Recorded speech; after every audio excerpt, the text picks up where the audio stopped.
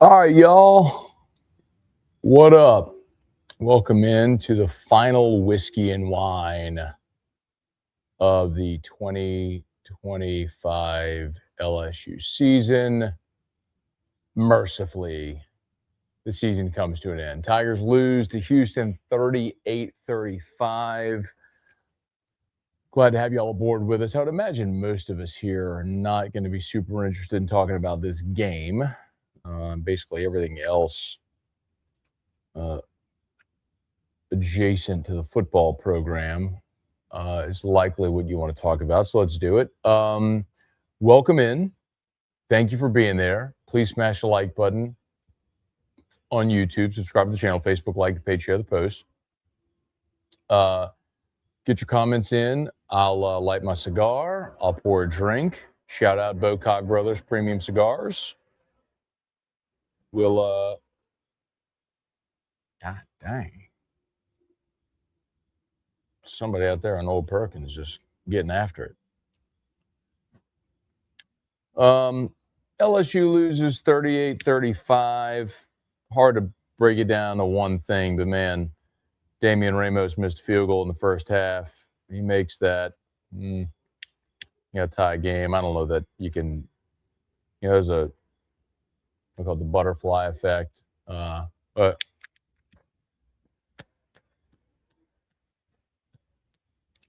well,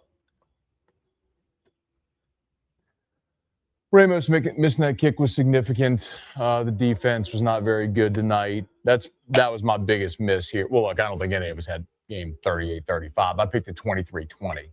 LSU hadn't scored 25 against an FBS opponent all year. They go out tonight and score 35. Now, it did help that you get a kickoff return for a touchdown. But I'll let E.H. Taylor, small batch. You don't mind if I do? All righty. Let me know what you got in your glass. Whatever the case may be, cheers to better days ahead. You know you're a whiskey and wine regular when give me game flow. Hey, don't worry, bro. I got the yellow legal pad. Game flow is here. We will roll through some game flow of the Texas Bowl. You will be jacked up for it. Anyway, I guess an appropriate end to a disappointing season, a disappointing end to a disappointing year that started with so much expectation. Preseason top 10 team. A lot of people, Lee Corso, J.D. Piquel, or national people who picked LSU to win the national championship. I thought they were a playoff team. 7-6, though. Wow. I think, we'll write the story of this LSU team, and it'll be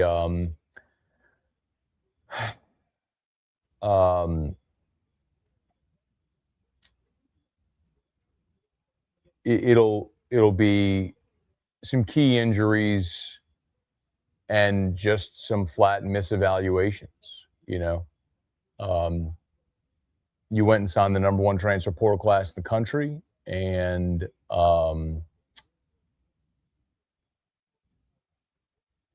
I think with the benefit of hindsight, you go back, you would sign more offensive linemen and fewer skill guys. You would have done less of Nick Anderson, Bauer, Sharp. Barry Brown ended up your leading receiver, but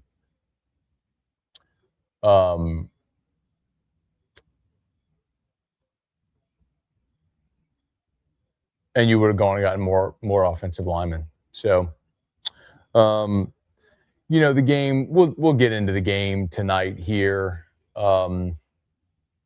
which started awesome, man. Barry Brown kickoff return for a touchdown. Where they say that it happened since Hokie Gaijon did it? What, 50 years ago?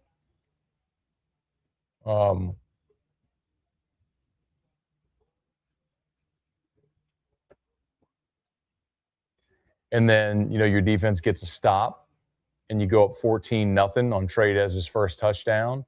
Feeling really good, man. Felt like the game really changed, though, on Ramos's missed field goal, because they put together a scoring drive. Remember, their first scoring drive was aided by 3 penalties. You had the offsides on Bernard Gooden, the face mask on Deshaun Spears, and the face mask on Don McKinley when he had the sack on 3rd and 5, and that gave him 1st and goal at the 8. You would have been off the field there. They ended up scoring a touchdown. But even after that, you're still 14-7. You drive. On 3rd and 3, they handed the ball to Caden Durham, lost a yard. And Ramos missed the 44-yard field goal. And then they went and tied it on a 14-play drive. And on the ensuing drive is when Harlan Berry fumbled. And so everything just flipped from there. You did get a stop on 4th and 4, but then the other big play, which kind of changed things, you're tied at 14. You get the ball with 6:22 to play in the half. You convert the 4th and 1 with Xavion when they ran the end around. And then on 2nd and 10, they throw the ball to Bauer Sharp for a 16-yarder down to the Houston 30. Well, they rule ineligible man downfield, as the official in the booth said it was a bad call. Instead, you end up moving back 5 yards, back in LSU territory, and you end up getting sacked on 3rd and 7, punt, and then they scored right before the half. So they went up 21-14. That's where you had the PI and then the personal foul, the unsportsmanlike on Frank on the sideline right before half. So you went into half trailing 21-14, and it just is unfortunate because, man, the 3 penalties that aided their first touchdown drive, a missed field goal, the Harlan Berry fumble, and then the penalties that gave that the blown call by the ref, and the penalties that gave them their last scoring drive before half to go up 21-14. But your defense got to stop, and you tied it to start the 3rd quarter on Tradez's 2nd touchdown. Well, that was when he mossed the kid. God bless, what a play! And so you tied it at 21. But man, just struggled to get stops. They went and scored, traded punts. Then Kyle Parker scored to tie it. You held them to a field goal, so it's 31-28. I'll tell you, I had the tweet typed out. So there's about 6 minutes to play in the ball game. LSU's at about their own 45. And you had 4th and 3, and they chose to punt. I had the tweet typed out like, I hate the decision to punt here. Your defense hasn't been able to get a stop. It's a bowl game. Like, what are you doing, Frank? Go for it. He decides to punt, which, with 3 timeouts, the 2-minute timeout, 6 minutes to play, you're in your own territory. All that makes sense cognitively. But, man, it's a fucking bowl game. What do we say? Like, your defense can't get a stop. Come on. Like, go. If it's 4th and 3, give me your best 3-yard play you got, man. Just flex Tradez out and throw him a one-on-one ball. Come on, man. But anyway, this guy said you can't blame this when players opting not to play. Brother, what the fuck are you talking about, man? Oh, by the way, it is whiskey and wine, so I can curse here. This is not morning scone. You were down 6 starters on defense. And you had no Jack Pyburn, no Whit Weeks, no West Weeks, no Harold Perkins, no Mansour Delane, no A.J. Hulsey. That's 5 of your top 7 tacklers. What are you talking about? Of course that affected you defensively. You fucking stay crazy. Of course, like, take 5 of your top 7 tacklers off any defense in the world, and you're gonna not be as good. Like, what are you talking about? Like, it's so stupid. Oh, it didn't matter. The fuck are you talking about? It didn't matter. Of course it mattered, man. Oh yeah, let's see. Jordan Gilbert at star instead of Harold Perkins. Devon Keys and Tylen Singleton instead of Weston Whit Weeks. I mean, come on, man. Like, what are you talking about? Yeah, of course it mattered. Of course it matters not having six defensive starters, five of which are your top seven leading tacklers. One of whom, a cornerback who was literally a Thorpe finalist and a unanimous All-American. Give me a break, man. I mean, come on. No. Hold on. Like, fuck you, Jason J. Lambert. No, fuck you. I didn't say Houston's a better team. What I said was, if you're going to sit here and try to tell me that it didn't matter, the guy said that they had opt-outs. Like, you can disrespect the team all you want, but like, you can't fucking take six defensive starters, half of your defensive starters away and be like, yeah, no big deal. Get the fuck out of here, man. What are you talking about? It's stupid. It just doesn't matter. Like, bowl games are glorified exhibitions. I wish they would have won. They didn't. It has no bearing on anything. Bowls used to be, we used to look at bowls like, would it be a springboard into the next year? I don't know, man. There's multiple ways that's worked and not worked. Like in 2010, they beat the hell out of A&M in the Cotton Bowl, and they went into the great season in 2011. But man, I can look at other years, where you maybe you didn't play well in a bowl game and still, like 02, they went and got crushed in the Cotton Bowl by Texas. 03, they win the national championship. I mean, whatever. It's a bowl game. I mean, it's something to watch. Do I wish my team had won? Of course I do. They didn't. I'll live. What I'm more excited about is what the future will hold. So, Trey was awesome. He scored 2 touchdowns, but he should get, I think he should get a half. Like, if you can give half sacks, shouldn't we be able to give half touchdowns? Like, shouldn't Trey get a half a touchdown for pulling Xavier into the end zone at the end of the game? Anyway.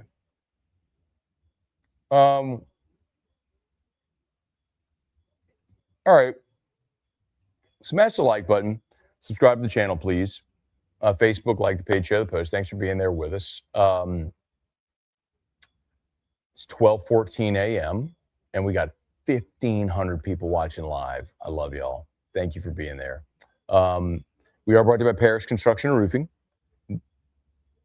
Roof repairs, replacements, commercial, residential, gutter, soft wash. We do it all. I got Parish pinned in the chat.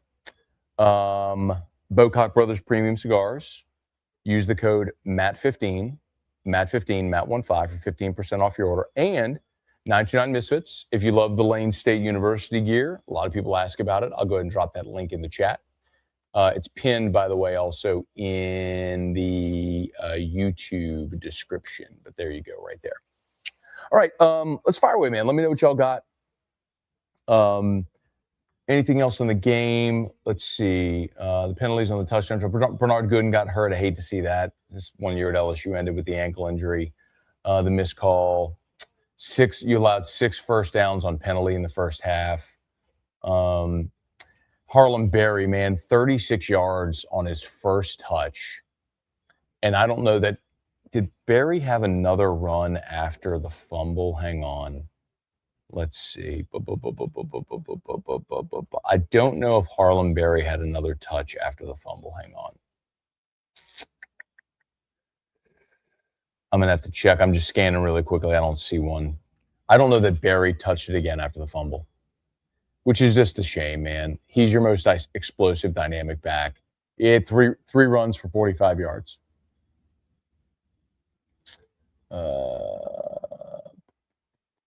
Yeah, he didn't touch the ball again. He did not touch the ball again after the fumble. God dang. That is not okay. I'm not excusing a fumble. You got to protect the football, and you got talented guys that, that deserve playing time as well and all that. But, man, you have an explosive game breaker, 36 yards on his first attempt, and he gets 2 more touches the rest of the game. Come on.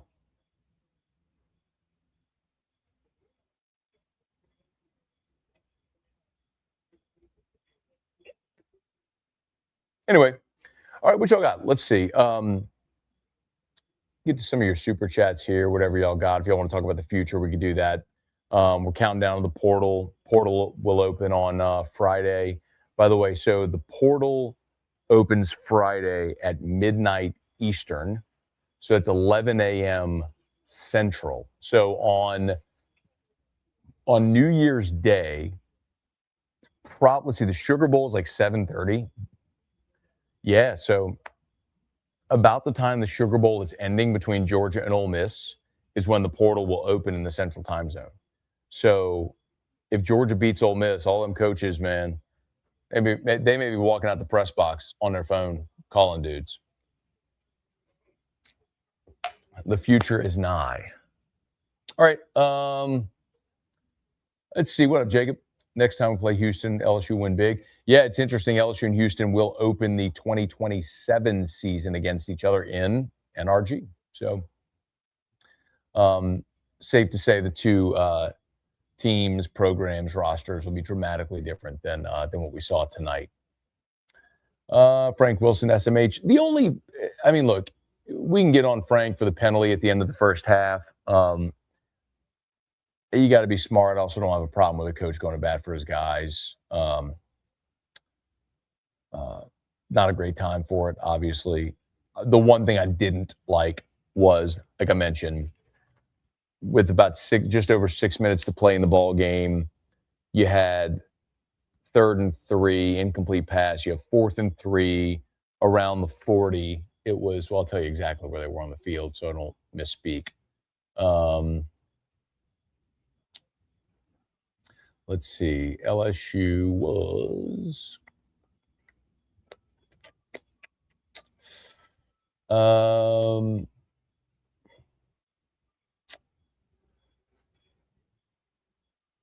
here it is.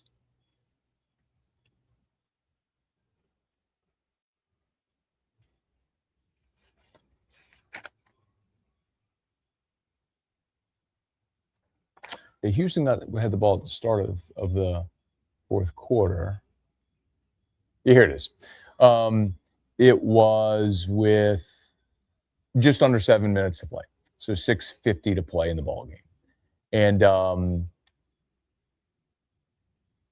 Van Buren threw the incomplete pass to Xavion, 3rd and 3 from the 42. LSU was at its own 42-yard line, and they decided to punt. I hated that decision. Go win the game. You hadn't gotten a stop in the second half. Houston went, after punt, they went touchdown, punt, field goal, touchdown.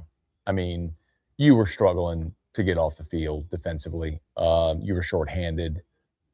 I didn't like that decision right there. Let's see, Robbie, what up, man? Let's see, what's the benefit for players to announce their intention to enter the portal before the bowl game?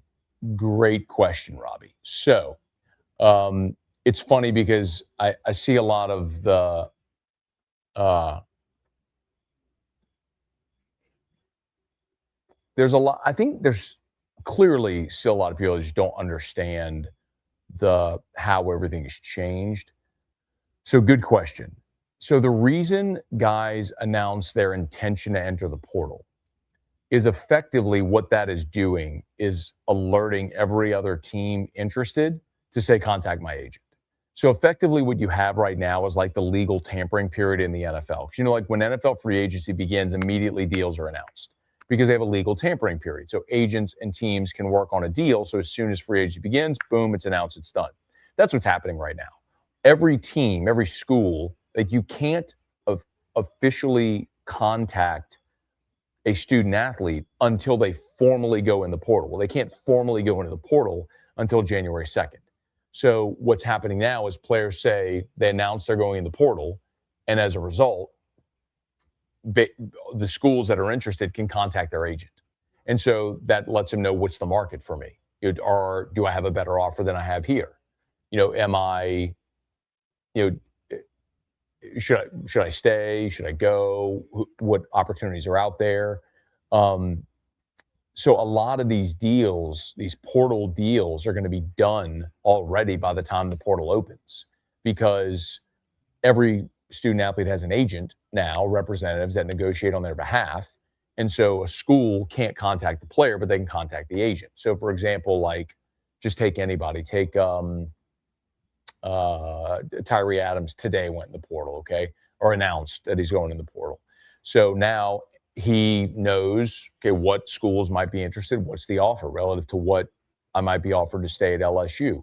Well, when the portal opens on Jan 2, he'll know what the market is for him by the time that opens. I think the NCAA should have a legal tampering period like the NFL, where it's like, okay, here's the 10, 14-day window where schools can negotiate with agents on behalf of players to determine what deals are out there. I mean, it's happening. So why not? But that's why, to answer your question. It's a very good question. That's why. Antonio, I need the Parish jingle after that game. Thanks for the year, Matt. Morning, Scone, AFR locked on. We're on point. Thank you, Antonio. Appreciate you, man. I don't mind giving you the Parish jingle. BK is lucky at Jaden. Otherwise, there may have been several 7-6 seasons, if not worse. Jaden saved the program. So does Brian Kelly not get credit for Jaden Daniels? Like, who the fuck recruited him? Who went out there and said, let's go get Jaden Daniels from Arizona State? I mean, you can't just remove that part of the story because it doesn't fit your narrative. Like, he gets credit for that. Like, he's the one. Like, all y'all motherfuckers wanted Miles Brennan to be the starting quarterback. Like, you can deny it all you want, but, like, we got receipts. As I say it all the time, great thing about the internet is everything's recorded. And a lot of motherfuckers wanted Miles Brennan to be the quarterback. And I was like, behind that offensive line with 2 freshmen starting tackles, like, you're going to want a quarterback that can run around, and a dude that's started, 3 years at Arizona State and all, and blah, blah, blah, blah, blah. Woo! Hang on. Woo! Yeah. Okay. Anyway, y'all know who you are.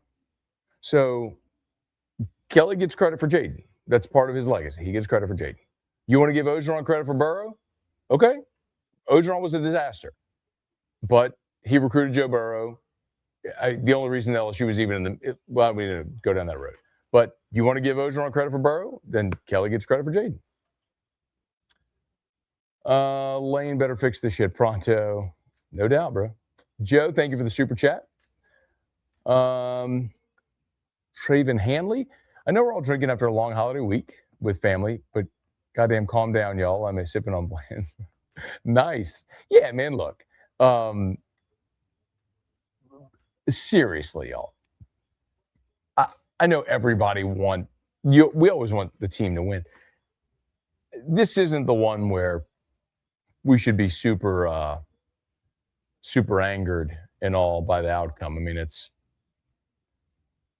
the Texas Bowl. LSU was in this game in back-to-back years. They've been in this game 3 times since 21. Like, I'm sick of the fucking Texas Bowl. Like, a lot of people have asked, like,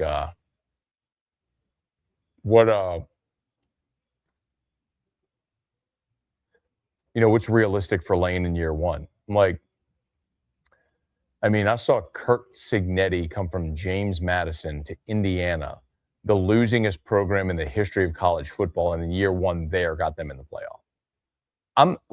I'm not making any bold prediction right now. I need to see what the roster looks like. I mean, let me see what they do in the portal. And boy, there's a lot of people around that program that are very excited about what's going to happen in the portal. Awesome. Let me see it.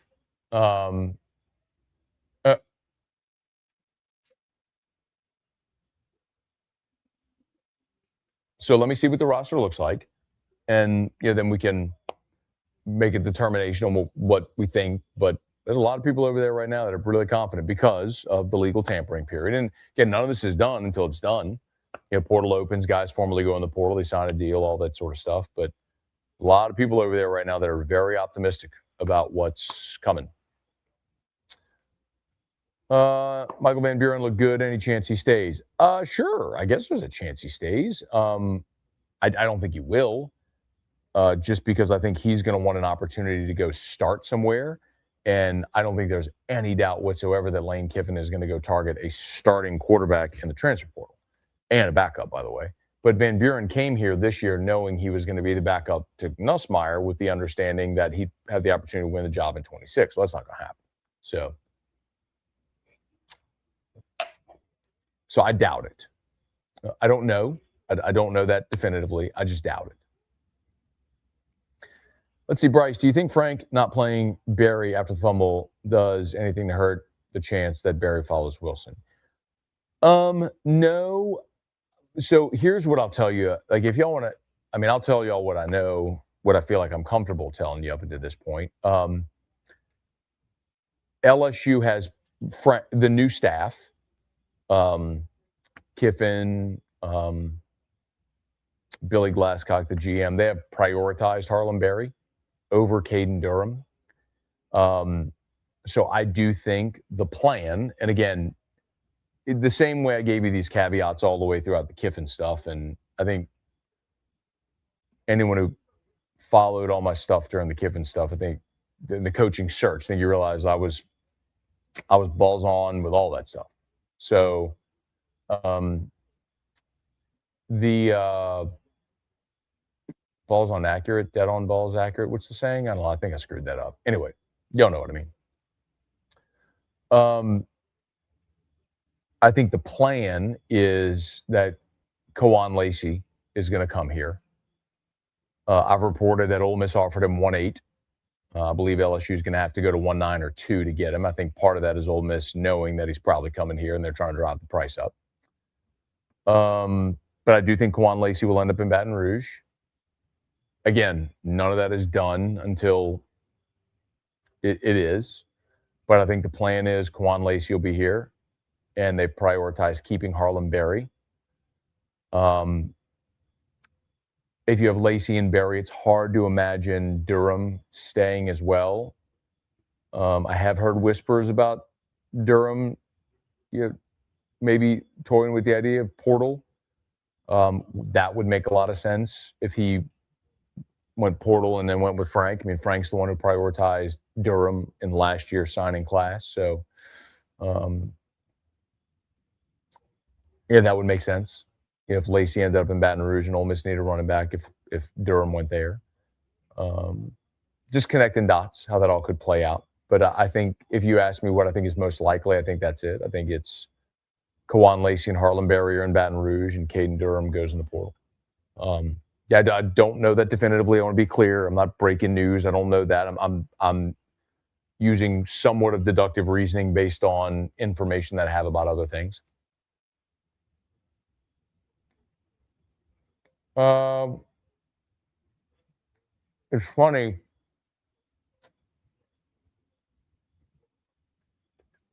People aren't necessarily looking forward to the season opener. They're looking forward to the portal opening, which I don't blame you, by the way. I think it'll be an exciting day. Huh.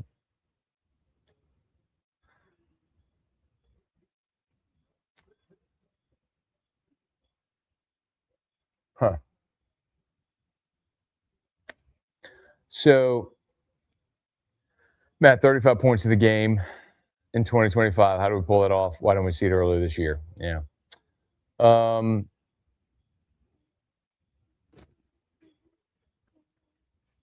If only LSU could have played in the Big 12 the whole year.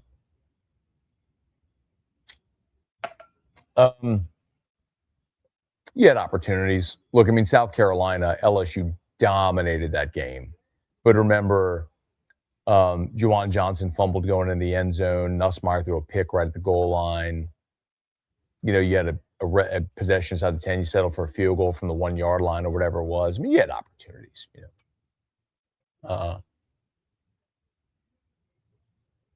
Hey. Look at Russell. My first post. As a kid living in Pensacola, 73 grad. Had to pray for a signal from WWL to listen to the Tigers. Now I have you to keep me up to date. Thanks for all you do. Thank you, Russell. That's awesome, man. Cheers. Go Tigers. Merry Christmas. Happy New Year to you and your family and everybody watching. Appreciate it. Appreciate y'all for being here. All right. Where are we?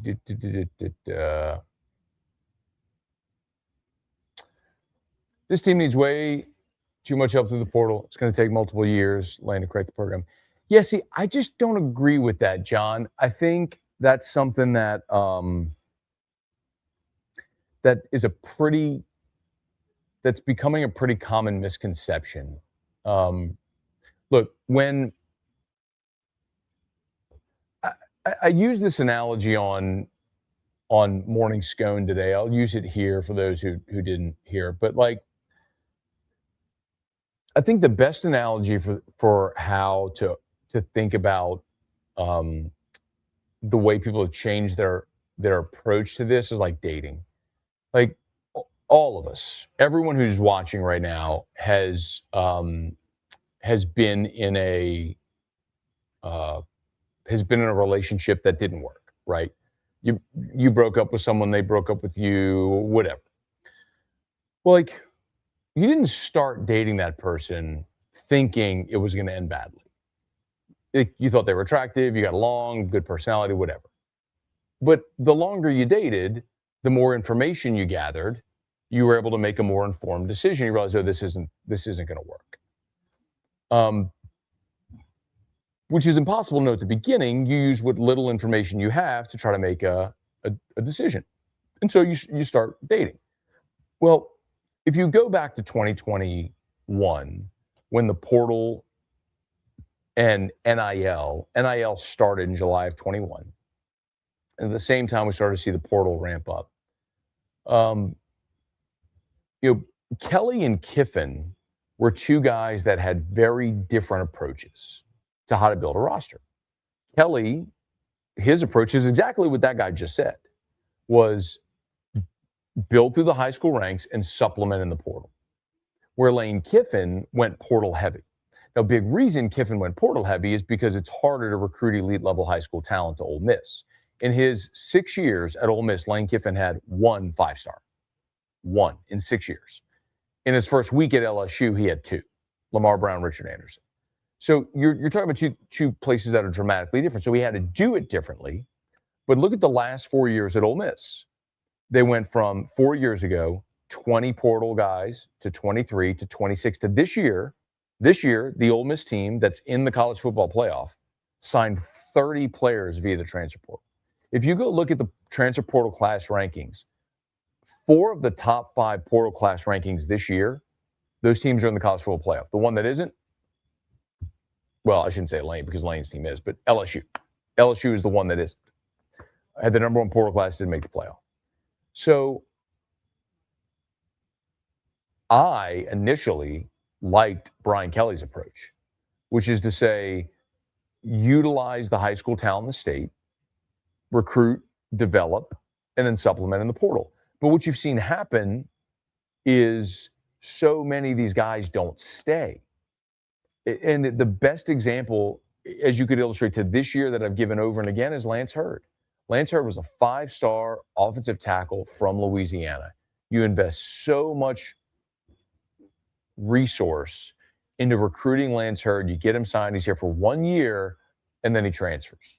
Well, if Lance Hurd had stayed, like in a different era, right, he would have been a third-year player this year. Sat behind Will Campbell for 2 years and would have been your starting left tackle this year. Well, like, how different is your offensive line if Lance Hurd is your starter this year? I don't know, maybe dramatically, who knows? But that guy doesn't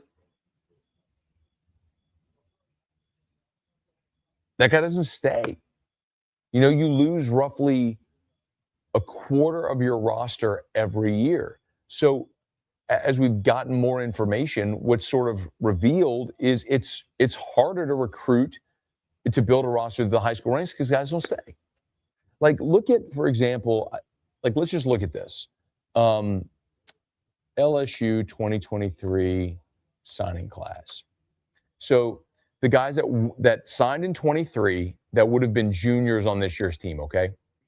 Lance Hurd gone, Deshaun Womack gone, DJ Chester, Toviano, Jalen Brown gone, Whit Weeks is still here. Kamorian Pimpton was here for a year. Jackson Howard was here for a year. Sheldon Sampson here for 2. He's gone. Caleb Jackson Kylan Jackson's already gone. Ricky Collins already gone. Ryan Yates already gone. Tyree Adams here. Christian Braithwaite played at Houston. Kai Preen gone. Mac Markway gone. Kyle Parker tonight had a good night. Ashton Stamps hitting the portal. Jackson McGowan was here for a year. He's gone. Paul Mavenga's still here. Dylan Carpenter's still here. Trey Holly, Jeremiah Hughes gone. Michael Daugherty gone. Connor Gilbreth gone.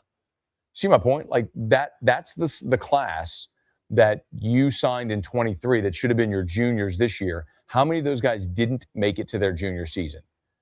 Hurd, Womack, Brown, Pimpton, Howard, Sampson, Kylan Jackson, Ricky Collins, Ryan Yates. Yates is 9.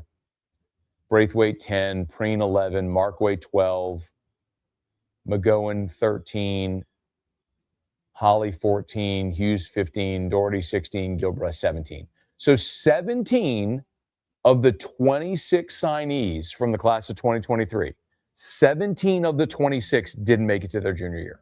6 did. And of those 6, you're talking about Caleb Jackson, Dylan Carpenter,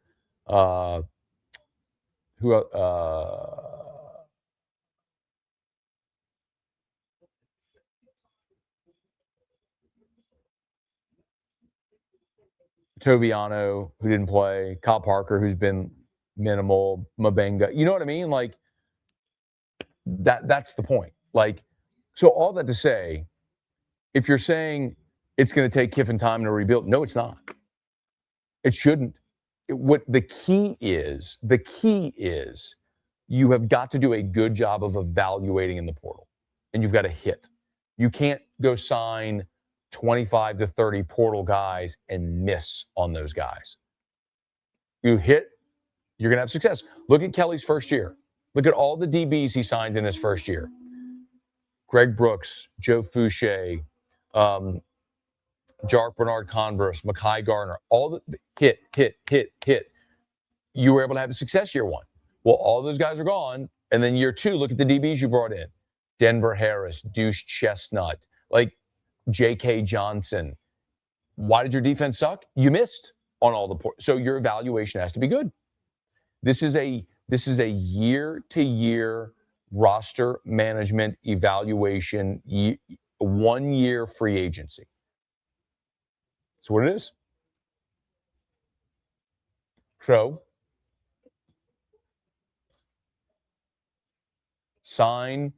do exactly what you just did.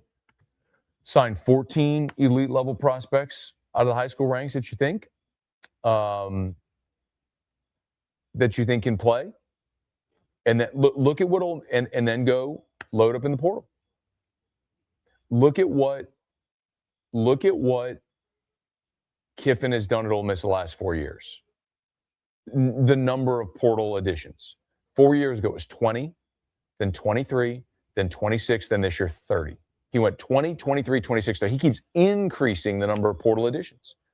We're gaining more information about how to build a roster. Anyway, y'all going to run late out of town after 1 year if he doesn't make the playoffs. I mean, look, the reality is you have a program with gigantic expectations. You've made an enormous investment in your coach, paying him $90 million. The OC he's bringing over, you're paying him $2.5 million. The defensive coordinator he wanted to retain, you're paying $3 million. I mean, wait, hold on. I want you to elaborate. What does this mean? Matt has excuses. Please tell me my excuses. I want you to elaborate. I'm purple gold rain. I'm not going anywhere. I'm waiting for your response. I want you to tell me what this means, that Matt has excuses. What am I giving excuses for? There are no fucking excuses. I mean, the bottom line is, on this year's team, you came into the season with a quarterback that was the leading returning passer in college football. You signed the number 1 transfer portal class in the country. You were a preseason top 10 team. You had a Heisman front runner. Like, that wasn't my opinion. Those were things that were real. And based on that information, we all made predictions on the season. And I thought this was a playoff team. I didn't pick them to win a national championship. I picked them to make the playoff. They didn't. They went 7-5, and now they lost the bowl game 7-6. But tell me what I'm making excuses for, because I would love to address it.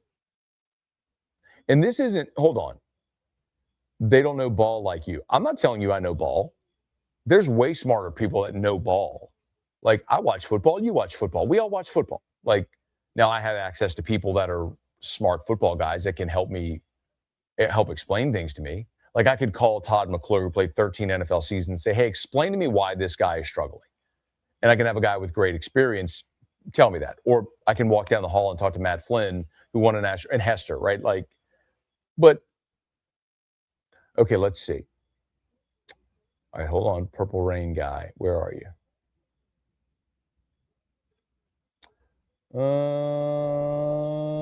Hold on. Purple Rain. One excuse is you rode the Nuss bus, LOL. What does that mean? It's an excuse. You're going to have to elaborate. What do you mean an excuse? What does that mean? An excuse that you rode the Nuss bus. So Garrett Nussmeier comes into this season as the only returning 4,000-yard passer in the country. He was not me, by Las Vegas odds makers. He and Cade Klubnik and Arch Manning were the preseason odds-on favorites to win the Heisman. Please tell me what is an excuse? Like, maybe this is semantics. Maybe you're just not good with words. What is an excuse? So your starting quarterback misses a third of the season and is limited to whatever degree. I think it's fair to say that would impact a team's performance. I'm waiting.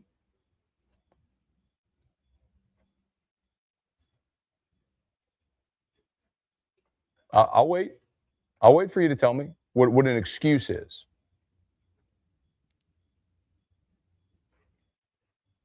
Anyway.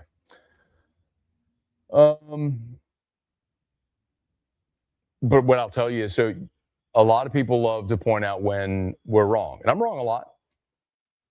You don't love to say when I'm right. One thing I was right about from the beginning is I told you Michael Van Buren was an inaccurate passer, not very good, because a lot of y'all MFs wanted Michael Van Buren out there, and you saw the last month. No. Hold on. Saying drop the troll. See, the thing is, he's not a troll. He's just a moron. So I'm not feeding a troll. I'm exposing a moron. And the reason I'm willing to take the time to do that is because hopefully that dissuades more morons from being morons. I hope so. Trust me, I can spot a troll, dog. Like, I am a troll. I'm the motherfucker who's done the Bama is burning thing for 2 years because fucking stupid ass Alabama fans don't realize I'm trolling them for 2 years. If they could just realize that all they had to do was just quit me, just stop paying attention, I'd stop doing it. But every time they lose, I keep doing it. And all they do is pay attention to it every time.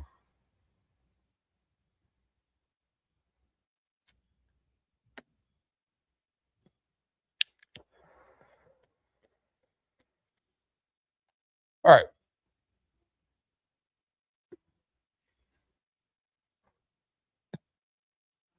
Let's see.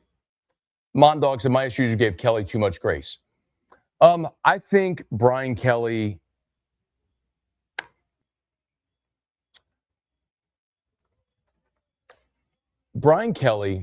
in his time at LSU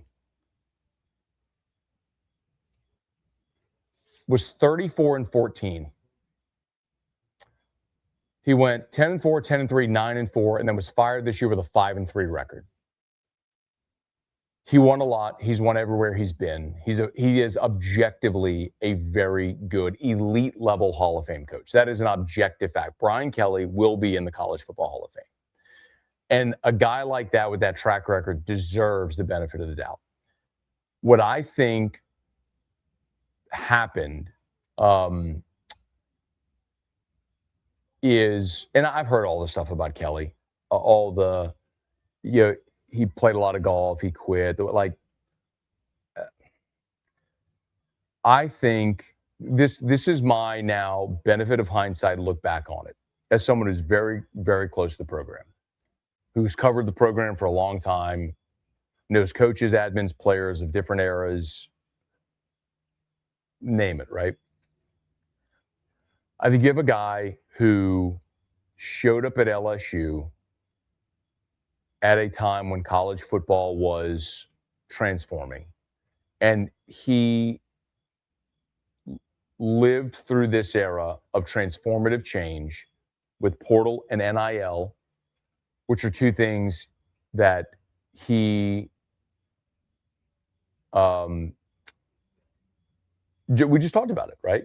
His approach was built through the high school ranks, supplement through the portal. I think the reason he took this job is he knew the talent available to him in Louisiana. And that ended up being mitigated because of NIL and the portal.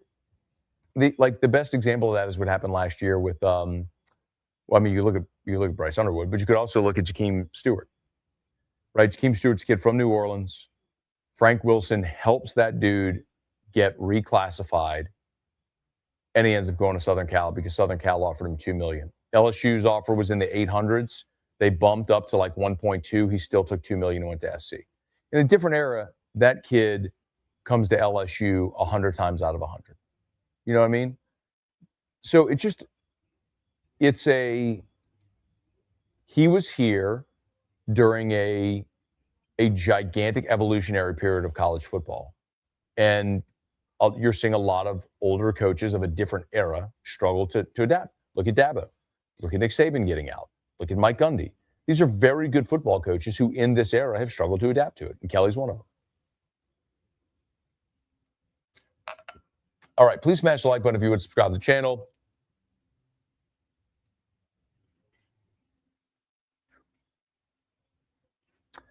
And I agree with this. The coach who gets disrespected is Les Miles. People have turned Les Miles into a punchline. And look, Les had his flaws, no doubt. We all know them. The clock management, the lack of offense, quarterback play, the inability to take his hands off the offense, and all of it's valid. He also won a shitload of games over a long period of time in the SEC, which is hard to do. If he didn't have to look at Nick Saban, the greatest coach of all time, in the same division and play him every year, it's a dramatically different vibe and feeling.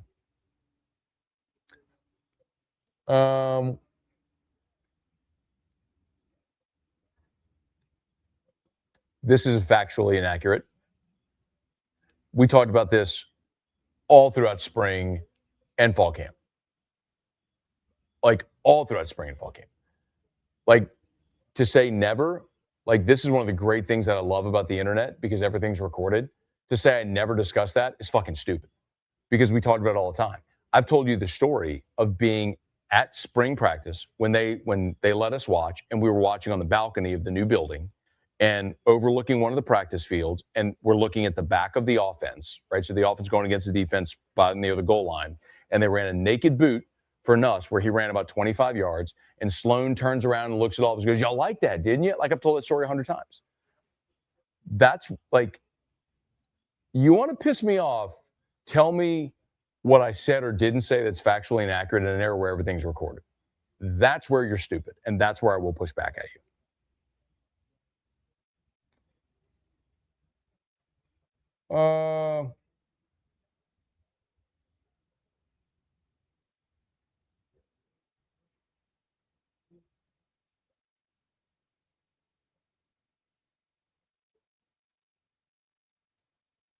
Let's see. What else y'all got?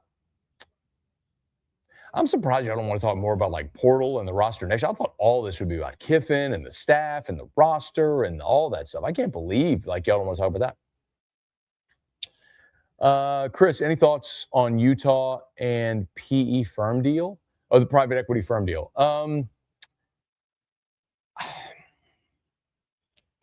I mean, I think everyone's got to figure out a way to compete. If you're not familiar, basically there's schools that are, I mean, the Big Ten is, I don't know if they've done it, but they're talking about doing it like a,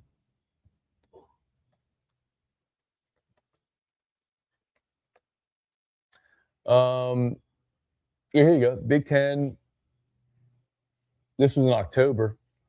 It was a $2.4 billion private equity deal. And so the whole idea was a giant cash infusion into the league for the partners in the new rev share era. so that way they'd have money to spend. I mean, it's just a way that they got to go about doing it. See, this, like, Les was great until the pick six Lee year, but then he reinvented himself. And 2010 was a great year, and 2011 was the best season in the history of the program until 2019. So you can't say like it did work after that.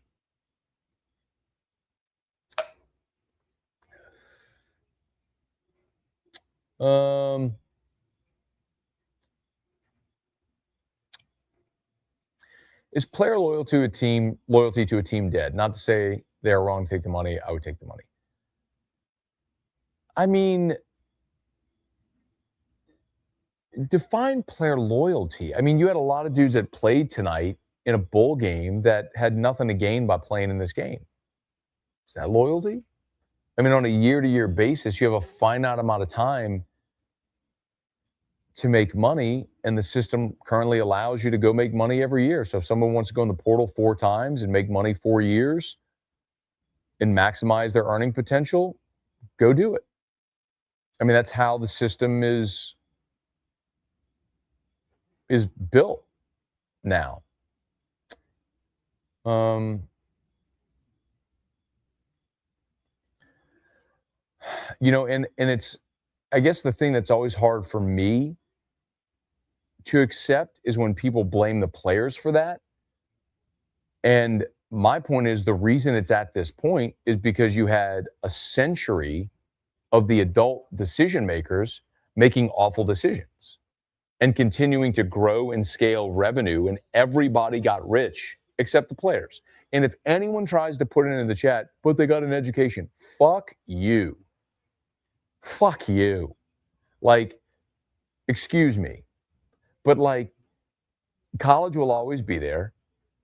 I'm a college grad, and I love that I went to LSU, and I love being an LSU alum. But if at 18 to 22 you have peak earning potential, you can always come back. School ain't going anywhere. Go play football till you're 35 and then go back to school. Fuck, Shaq did it. Shaq's got like 5 degrees since he's done playing. Like, awesome. Good, awesome for him. But he made the right decision to leave when he did. Because there's going to be a time when people aren't going to pay you millions of dollars to play basketball, in this case, football. So, you don't like it? Set the system differently. I get it that a lot of people don't agree with me on that, but it's not. But the reason you don't agree with me is because you're looking at it through the prism of you want your team to win, and you think it hurts your team when guys leave. And my point is, I don't give a shit, because it works both ways. If guys are leaving, then make sure you benefit from guys coming to your program, like Jaden Daniels and Joe Burrow. Look at the playoff. Look at the starting quarterbacks in the college football playoff. Fernando Mendoza, first year at Indiana, transfer. Go down the list. More than half of the teams in the college football playoff, Trinidad Chambliss, they're quarterbacked by transfers.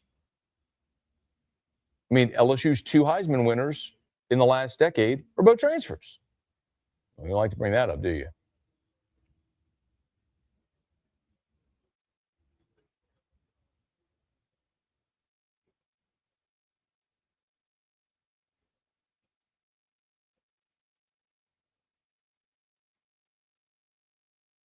All right.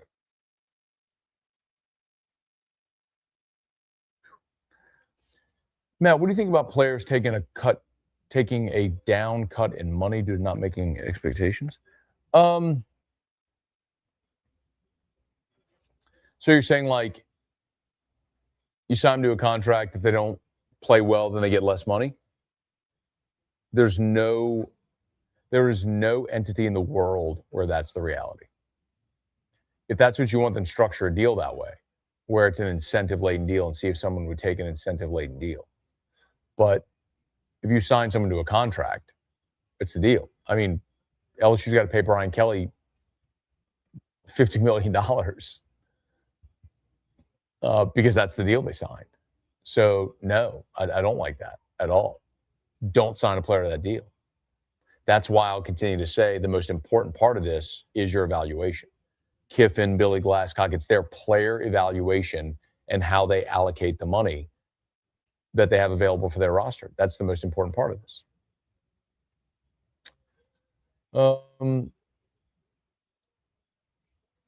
Has LSU been in contact with offensive linemen not in the portal yet? So remember, you can't contact a player until they are formally in the portal.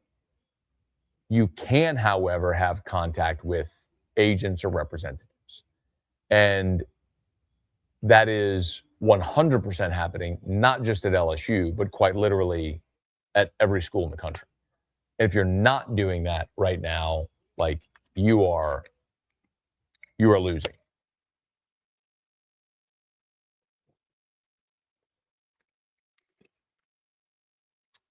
And I'll tell you that my understanding, and I said this on my recent Locked on LSU, LSU is expected to. I know a lot of people are freaking out over losing 4 offensive linemen. Look, we all know it. This was a terrible offensive line year. I mean, it was the worst unit on the team. I mean, there's no other way to say it.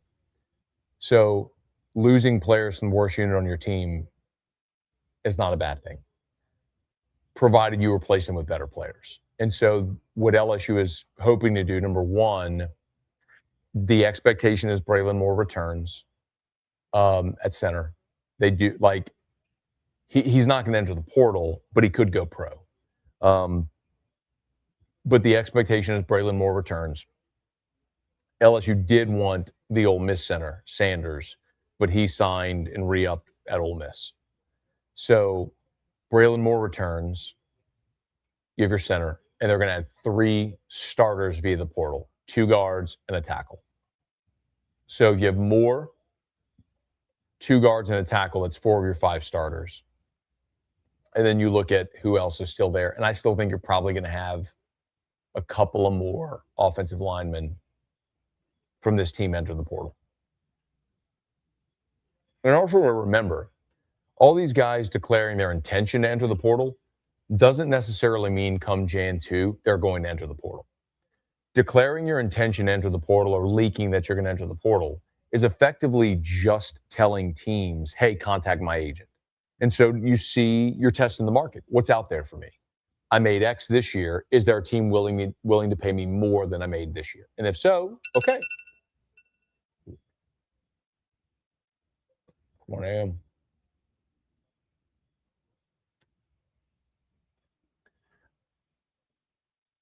I have to go give Drew his medicine. That's my 1 a.m. alarm. He gets meds in the middle of the night through his feeding tube.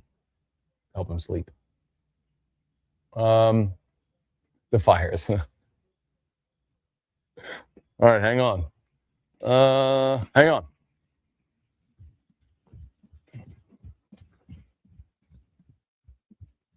I don't know if y'all can still hear me. I'm on the side of the house by the fire pit, by the wood pile. Let's see. Probably going to shut this thing down anyway. I got to give Drew his meds. It's 1 a.m. I still got to do Locked on LSU. Woo! Saints game tomorrow, too. Can y'all still hear me? I wonder. Let me get back and see if y'all can still hear me. I got the wireless mic on. Can y'all still hear me? Could y'all hear me while I was over there?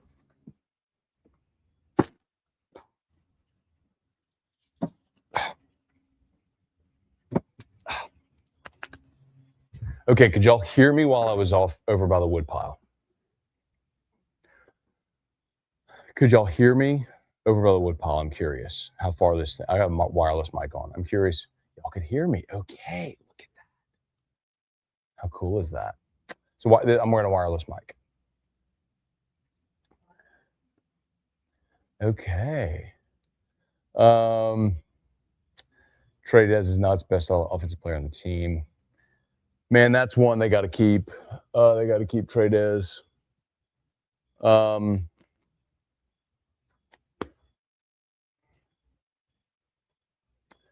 know, I'll tell you this about Trey Dez, man. He has been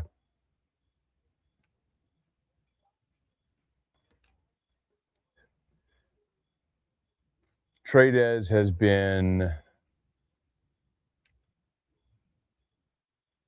woefully underpaid the last 2 years.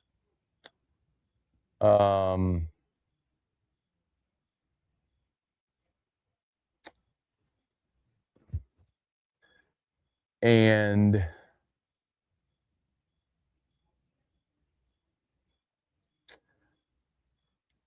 I don't think he's like looking to leave or anything, and I don't know anything. He's just the one guy that I could look at and say, okay, based on how Lane and Charlie Weiss use tight ends, which is more like the guy pre-scoring who's in the NFL now. That's not Trades. And could a team come in? Yes, Barry Brown's out of eligibility. Could a team come in and offer him $1 million, $1.2 million? Maybe. And if he did, would he take it? I hope not. I want what's great for him. But that's one where I hope like hell LSU steps up and prioritizes that guy. But you see it. You see what a gigantic mismatch weapon he is. I mean, I don't think I need to tell you all that, but that is one that I worry about. Like, if the right team rolls up, contacts his rep, and is like, hey, how much for the big guy? I mean, you go do, and by the way, so he goes and puts on a performance like that tonight. How many teams are watching that tonight? You know what I mean? I hope they step up and keep him.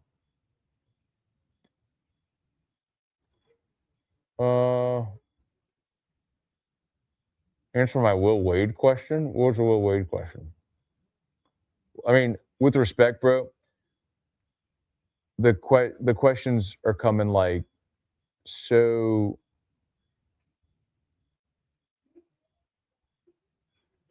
Where's the Will Wade question? Ask it again.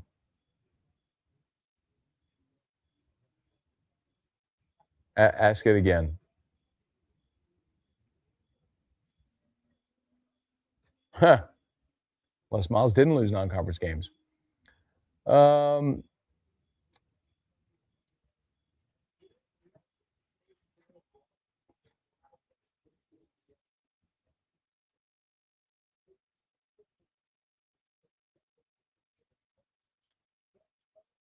Let's see.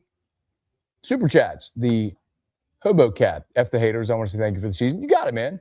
Oh, I don't worry about haters, man. Come on. I'm doing okay. Who are the top 3 must-keeps going in 2026? I think Braylon Moore at center. I look at premium positions. I would say DJ Pickett, which keeping Corey Raymond goes a long way to making sure Pickett stays. And I'll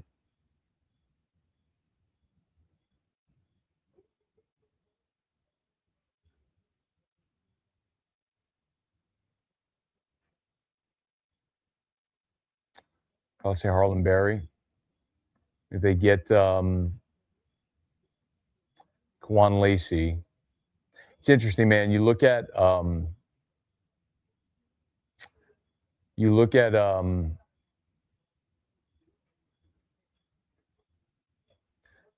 Kiffin and Weiss.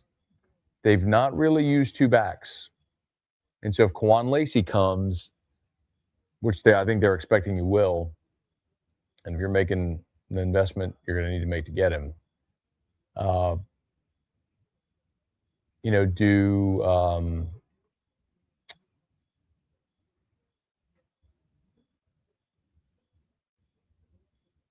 does Barry have a big role? Like these are all things that are going to be fascinating to watch as this unfolds, right? We're going to learn. Well, we'll all learn together.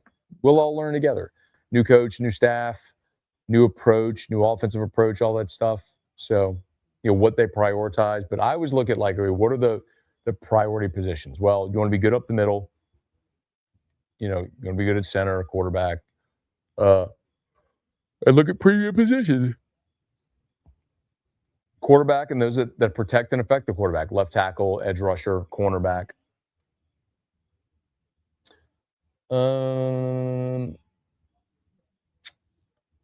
What are you on QB next year? Who? I guess it's hearing. Well, I mean, the very obvious one is Trinidad Chambliss. I mean, look, if you're watching Lane's interview in the game tonight, when he was talking about Chambliss, like, I don't know if I can talk about Chambliss by name, like, with the rules. I mean, that will be their number one target, right? And for all the talk about Kiffin, Charlie Weiss is actually the guy that found Chambliss on Twitter, but Weiss and Lane together, I mean, it's plug and play for this offense. Your learning curve drops. It's that's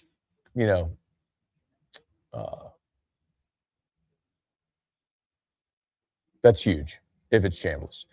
I know I reported that LSU has been in contact with DJ Lagway's reps. A lot of people melted over that. I don't think that's a big deal. I mean, I think they should be in touch with everybody.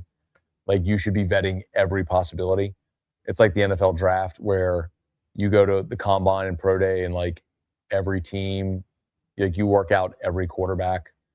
And even if it's not the player that you're going to draft, you might have a chance to sign them later and you want a draft evaluation on them, or you're going to play against them. So you want an eval. You always do your due diligence. So they should be doing their due diligence on everybody. But I do know Lane Kiffin is high on DJ Lagway. And Ole Miss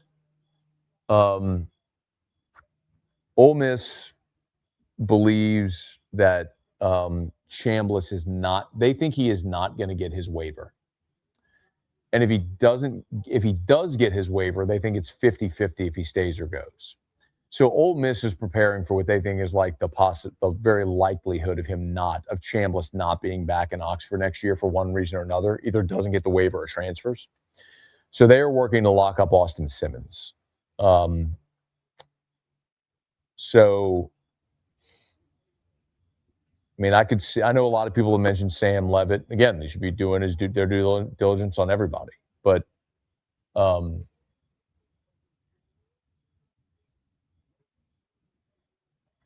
Levitt's part of that, and I haven't had anyone at LSU tell me that specifically. It's not to say that that's not the case. I just haven't heard that, so I'm not comfortable saying anything about Levitt because anything that would just be what other people have said. Milk and cookies, Abel. Any stories you could tell us about the season you couldn't before? Now the season is over. I'm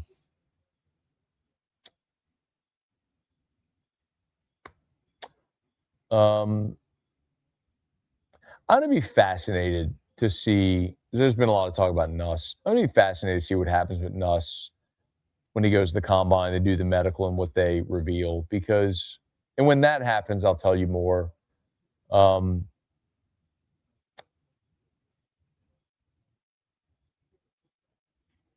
Because there's a lot of convo about Garrett being injured all year, and it's sort of just become this accepted reality that he was hurt the whole season. And y'all know that I pushed back against that for a chunk of the season. Clearly, he's hurt now. Obviously, it's why he's missed the last month. But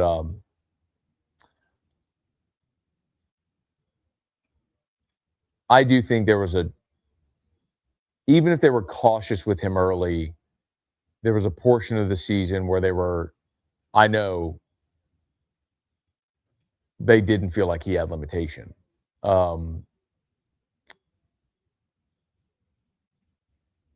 Although whatever was going on clearly limited what they did.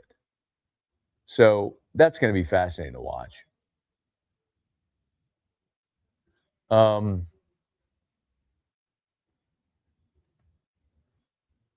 Matt, do you think Lane is taking some direction from Edo how to handle being head coach at LSU?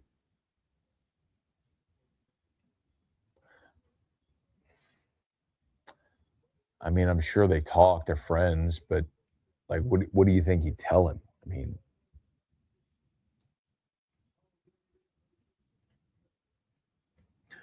could the portal be limited to 2 times in the future? You mean transfer 2 times? I don't think so. I think that genie's out the bottle. I don't know how you walk that back. And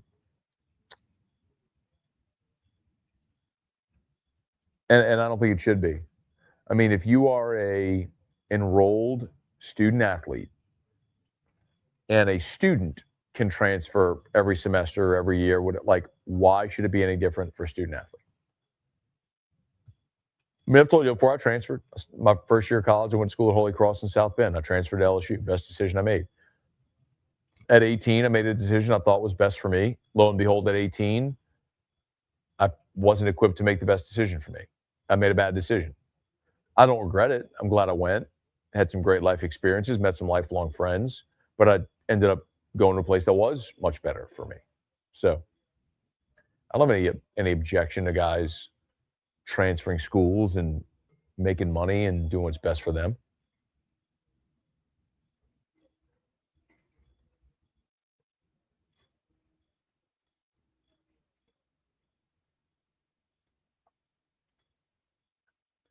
Are you worried about us being blackballed from NOLA against like what happened with Ed for letting Frank walk? Now, that wasn't, no. Don't get that wrong. Don't get that wrong. Oh, wait. For letting Frank walk now. Because what happened with Ed was, remember, so Frank got the head coaching job at UTSA after 16, and Les hired Jabbar Jalouk, or 15, and Les hired Jabbar Jalouk, 16. And Jalouk was there for just 1 year, and he was fired. And that did not sit well with the New Orleans area coaches.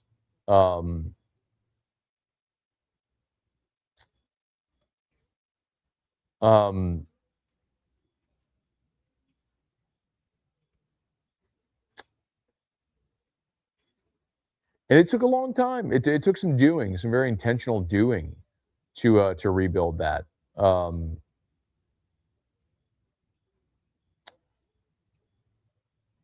But the thing that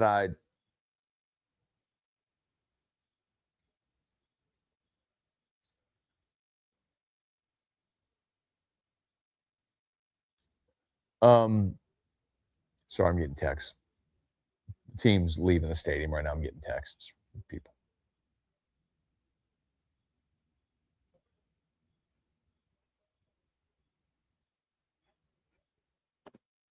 What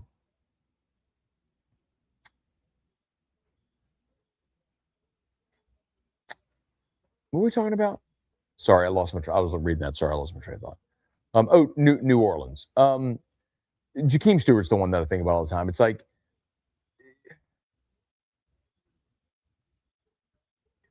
in a different era, that kid goes to LSU 100 times out of 100. It just doesn't.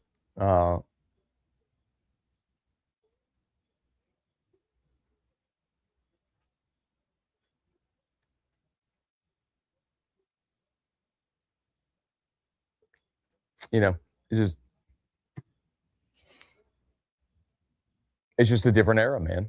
It's how you build a team and a roster and what matters. Just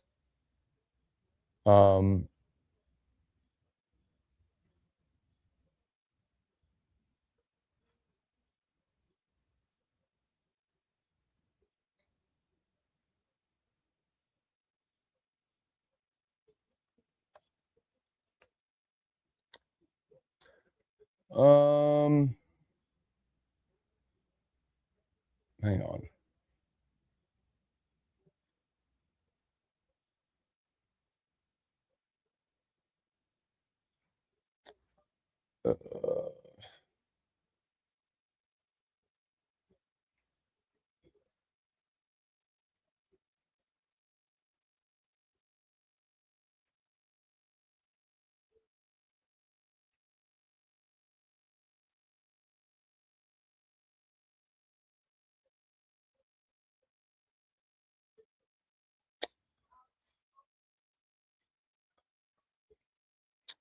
So this is not right. God bless you, Gulf South, but sometimes you're a pain in my ass. Ed Ogeron is the one who fired Jaluk. Les hired Jaluk in 16 when Frank left. Ed fired him. That's what pissed off the New Orleans area coaches. And then Ed had to work to rebuild those relationships after he fired Jaluk.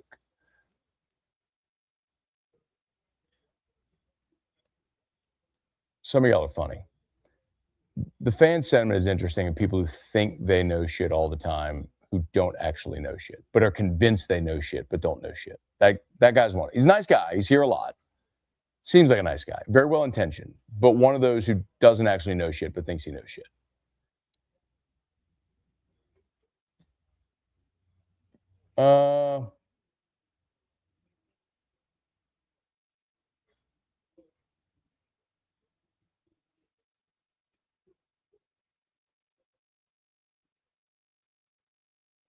Yeah, you can't forget about NOLA talent.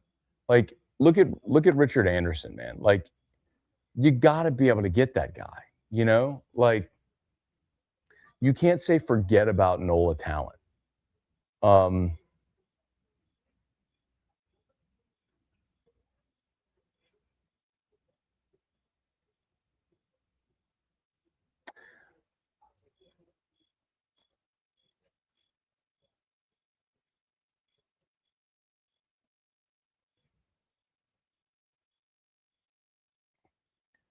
Bitch, he's the one that fucked it up. You fucking idiot.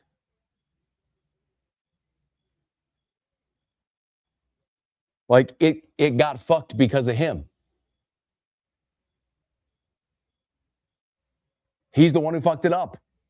It was always prioritized. Then he fired Jaluk and pissed everybody off. Christ almighty. That guy, again, like, some of you are insufferable. Some of you.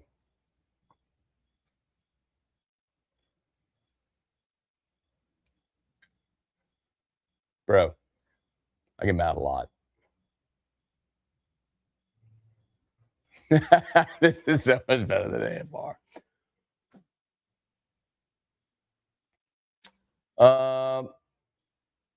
How do you feel about men's basketball going into conference play?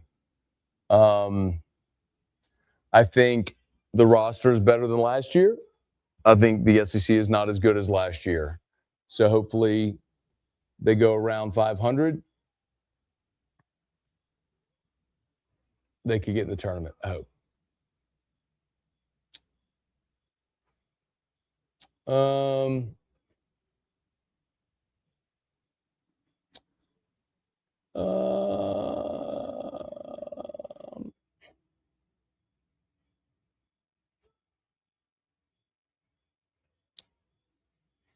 Are you going to record Locked On after this? How do you do? Yes, I am. I'm about to shut this down. It's 1:20. I have to go give Drew his medicine because I'm 20 minutes late. Give him his meds, and then I'm going to go record Locked On. How do you do it? I don't know. You just do it. I'm obligated. Y'all expect it, so I'm going to go do it. Which is funny because the other, where's that dickhead? Hang on. The Purple Rain guy, dickhead. I saw his comment here a second ago. He was like, Matt, you need to be humbled. Hang on. I'm going to show. I want to find it. Here you go. You need to be humbled. Let me tell you something, dickface. The reason I'm sitting here at 1:21 in the morning doing this right now is because I'm humble. When I shut this down and go give my special needs child his medicine here at 1 o'clock in the morning is because I'm humble. And I'm going to go in my office. I'm going to go record Locked On LSU because I'm humble. I outwork everybody because I'm humble enough to know if I don't outwork everybody, someone else will come along and beat me. And I won't fucking let anybody beat me. I will outwork everybody till the day I fucking die, bitch. Fuck you. That's humility. Humility is the way I work. You, by the way, you are watching my live stream at 1:22 in the morning. I'm not watching yours. There's not 1,100 people watching you at 1:20 in the morning. Why are they watching me? Because I'm here every fucking day. That's why people watch me. Because I'm here every day, and you know what you get with me every fucking day. Now, because I'm humble, I'm going to walk my ass in there, give my son his medicine, and then I'm going to go record a podcast, which more people will watch and listen to than anything you ever do in your life. God bless all of you. I love you sincerely, even the idiot who just said that. I love all of you. God bless.